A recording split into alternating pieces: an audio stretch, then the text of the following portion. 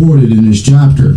The traitor was Oda, actually, for letting our round hanging things turn cobalt, knowing there are currently 2 Yonko and a legend on the move, but he doesn't show it to us. But for real, what if I told you would get someone getting their head blown off with a blicky, someone's durability being compared to Kaido, and Sanji going full simp enhanced Germa mode? Would that intrigue you? Well, say no more, because we might have just realized the true intent of this arc and how history can truly repeat itself. But before we begin, there are 3 major things we need to remember to truly understand this chapter. 1. Vegapunk's mindset and his approach to creating and research, and how his forward thinking could actually be taking us backwards. 2. The Lunarian's power and how it works is truly devastating, so props to Zoro for being able to deal with a dark skin like Owlbear. Right? And 3. The manipulation and wait a second screams the return of a certain wait a second and how his forward thinking could actually be taking us backwards. 2. The Lunarian's power and how it works is truly devastating, so props to Zoro for being able to... What is this? What the hell is this?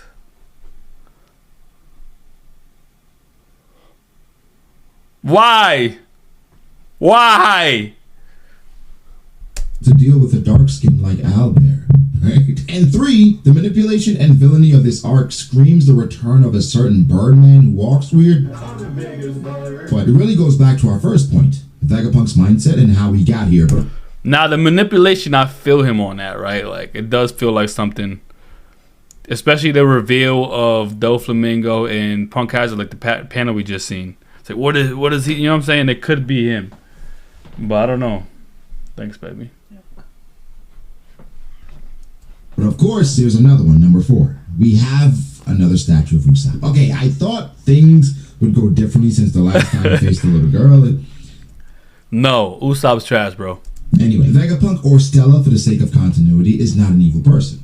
Most would say, as there have been morally good things he's done to make the world, in his big mind, a better place. He did not want the creation of the gas weapons. He refused to involve children in his gigantification process and made a vow to create amazing inventions to make the world, again, a better place. His geothermal heating systems to his cooking machine shows that he wants good things for the world, but Stella has split into 6 different personalities, okay? Good, evil, thinking, wisdom, violence, and greed. So yes, he looks like a goofy old scientist without a backbone in his body, but he literally have evil, violence, and greed deriving from the Stella body. Listen, I'm not saying he's the imposter. I'm just saying he is responsible. The whole mindset of Vegapunk, when you look at it, is progress. So progress is a slow process, except when you don't care of... Whoever said progress is slow progress ain't talk about me. I'm a PIMP. And plus, I got the magic stick.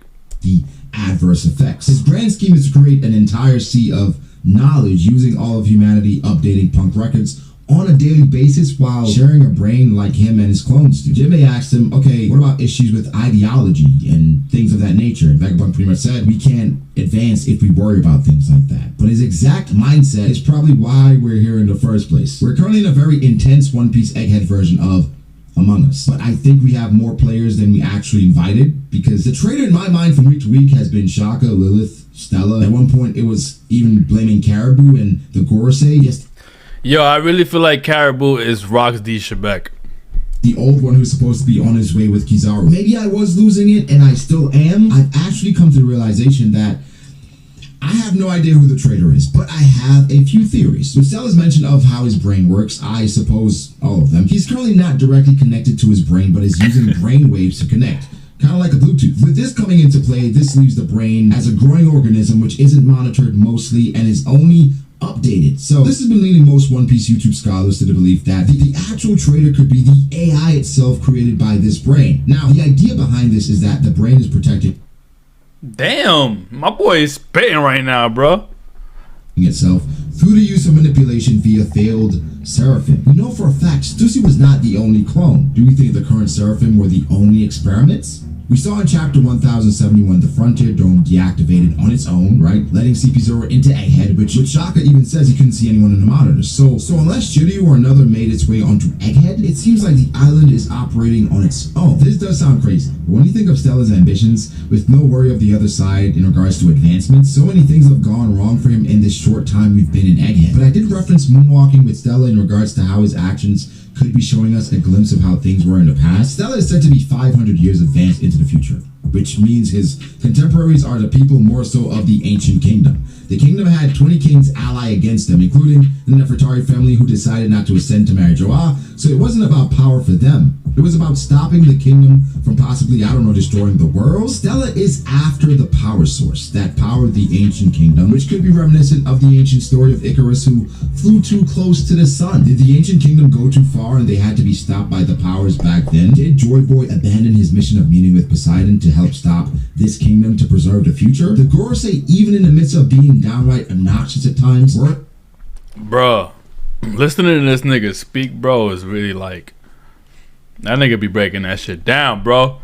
Shout out to B.D.A. Are they wrong? Could that nigga could make a documentary, bro. this be the decision that Rayleigh spoke of with Luffy? This arc is proof that Stella's ambitions have consequences, and they could have manifested in the form of his own brain turning against him for survival and preservation. This AI could have contacted the world government, and that could be why Saturn is currently on his way to Egghead. The consequences could have been materialized into a known manipulator who we know and love. Yes, Flamingo, but this is even crazier than the AI, considering whomever gave the Seraphim the order had to have the authority of the Vegapunks or the Gorosei. But think about what's happening in Egghead, okay? Dryads and the satellites are trapped and they are being taken out one by one, and have even thought about a traitor being one of their own. This is straight up Doflamingo's alley, and the fact that Shaka just got his head blown off by a pistol, it screams evil. It screams Dofi. But again, the issues remain with how he would be able to override the orders that were given. But keep in mind, we have not seen the villain Seraphim as yet.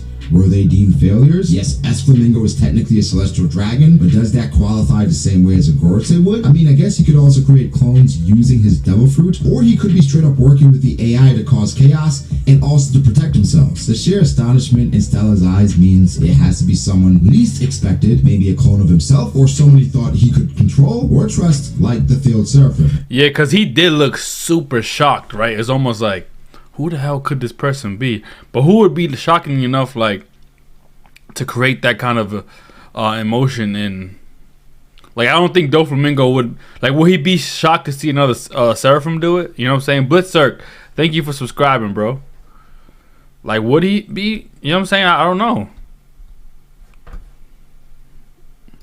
No, not really trust the failed Seraphim, but something he could control. And it seems like a lot of things going on in Egghead are things Vegapunk thought he could control. But what this chapter also made me consider, it could be Dragon. Of course, through the crafting of this Flamingo takeover fanfiction, is how much personality we're seeing from the Seraphim, in particular Snake. For the others, yeah, that's why I'm like, wait, this thing is talking? Like, we didn't see much personality in S Shark or S Hawk or S Bear. We didn't see that, right? We just seen them kind of fight, but like S Snake was really acting like Boa Hancock, like so close, right? The bashful face to confuse you, then petrify you. You know what I'm saying? Like, I thought it was more for comedy, but I like how he's bringing it up now, because it's like, maybe it wasn't just for that. Maybe, let's see what he says. Like that much as they aren't necessarily the most talkative with Jinbei, Kuma, and Mihawk, so S-Snake talking the most makes sense for a variety of reasons, right? Her personality, it's the most outgoing from a human counterpart, and she will play a major role in the future of this arc, because we already know her powers cannot be reverted unless done by S-Snake or Boa herself. So unless Boa is making her way to Egghead, we need her to free the others, or else the fourth statue of Usopp is going to be permanent, alright? Damn, Usopp, you're trash. I'm really perplexed, or rather impressed, at the sheer strength of the Seraphim, and Fujitora, he saw this coming, alright? They did not need the warlords anymore, or so they think. This chapter is telling me that history could repeat itself in numerous ways. Yeah, wouldn't it be hilarious if the Marines replaced the warlords with clones to listen to them, and then in the final war, they end up doing the same exact things as their counterparts? Just beautiful irony. But Speed, wait, what you say? And Kemp is telling me that history could repeat itself in numerous ways. Yeah, wouldn't it be hilarious if the Marines replaced the warlords with clones to listen to them, and then in the final war, they end up doing the same exact things as their counterparts? Just beautiful irony. But Speed, I mentioned it earlier, and can we give Sanji some love in here? I mean, the last update was Sanji in 2F Building B, and he managed to make it to Nami in 3 3F Building A, and I know the distance is not that crazy considering the location. He was there the instant she started screaming, which some people are saying this gave Stussy enough time to go and clock to assassinate Shaka, but this just tells me there was no danger where they were. Plus, Jinbei should still be there, but with Sanji's German mode being activated and us being able to tell via his eyebrows being changed, that would be insane if it's consistent, especially with the power boost. I did not notice so that. Much better than his sibling. Tell via his eyebrow. Okay. Wow, I did not realize that. That's crazy. Yeah, I seen it in the chat. I'm like, eyebrows? I don't get what you mean by that. But I don't get what you mean by, like, that's why we got that face. Okay.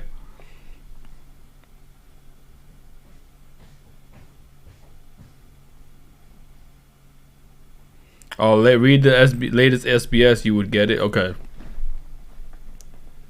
He's becoming more like his siblings. That's crazy.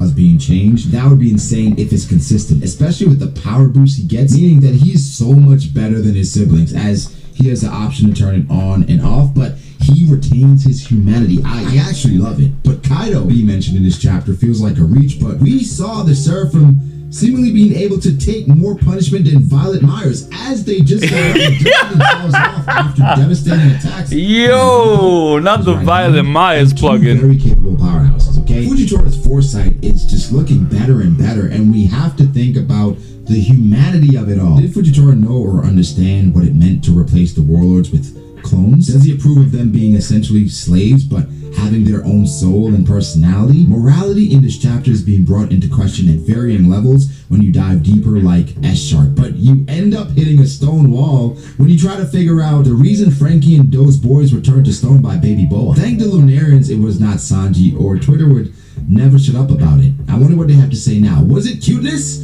attraction, or the other thing? Either way, it does seem to be the cuteness, but it does feel a bit iffy. Sentomaru did scare me a bit at the Estelle, thank you for subscribing. What happened to Ohara happening, and I instantly thought of Lucia. The government is trying to retain Sharif, you're capping. You know who she is. Egghead. So that helps in this scenario, but what if they decide to cut bait after Saturn deems it unsalvageable? I doubt this happens, but I do understand why Sentomaru would be cautious of being wiped out. Speaking of being wiped out, how strong was the world government to wipe out all of these Lunarians, considering the punishment they can take? I know it's about the individual, as their defenses with the flame on is quite impressive, but we have to see how they can hang with it off. Would they stack up in terms of what Albeo was able to do against Zoro, which took Conqueror's coding to overcome a monster like him? But one thing we can all agree on is Zoro's an idiot. We love him, he's strong and reliable, but thinking that is not what we look to him for. But him calling, but he called out, yeah, he called out the shot. Give him the credit. Now is gold, and I don't know, but has Rob, Lucci, and Kaku officially joined the crew? I don't know. Those expressions. Hell no, they didn't, bro. Rob, Lucci, and Kaku, have never been made by those guys, and it feels so great having them on our side. I don't know. I can't deny it. One last point about the Seraphim and S-Snake turning the Straw Hats back is the idea of how it happens. S-Snake met Luffy before and didn't fawn over him, but think about Luffy and Boa.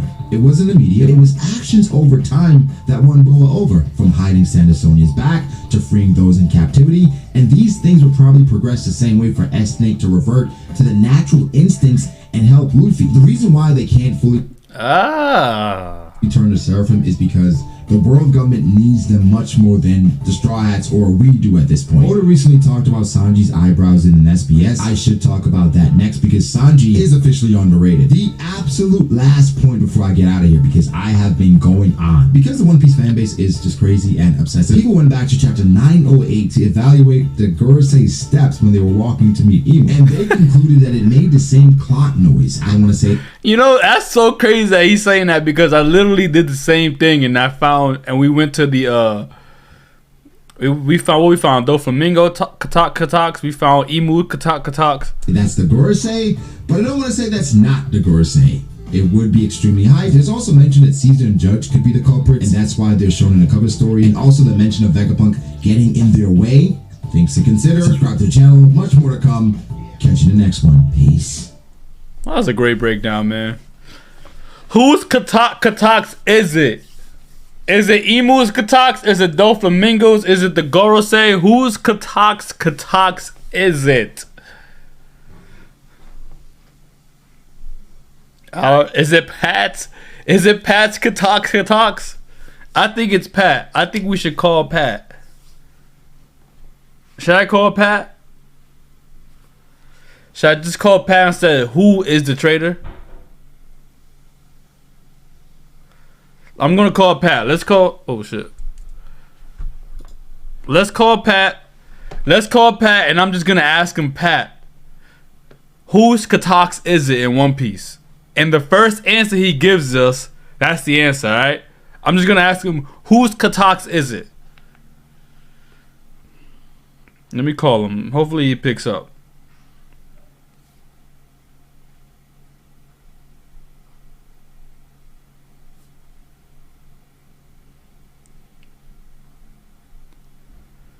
Alright. Let's see. He'll spoil you.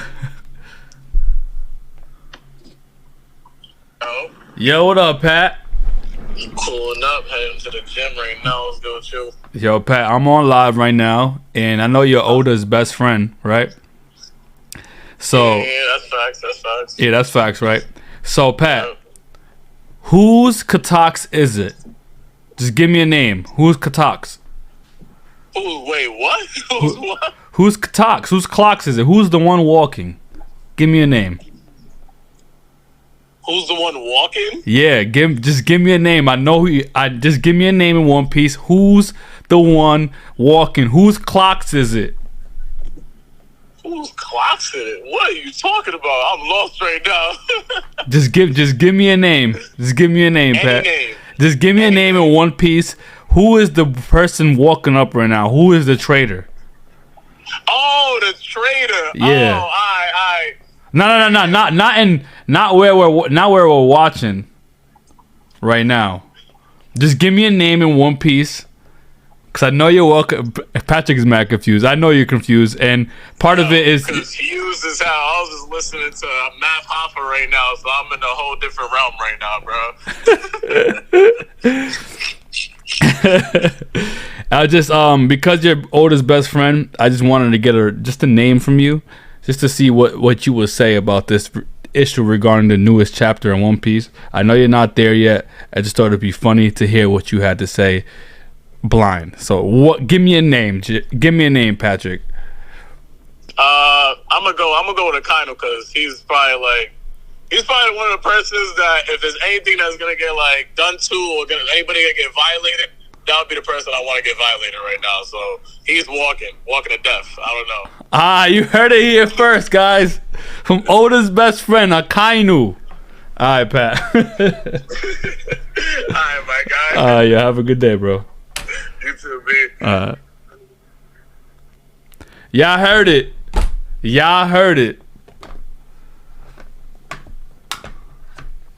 It's freaking Akainu.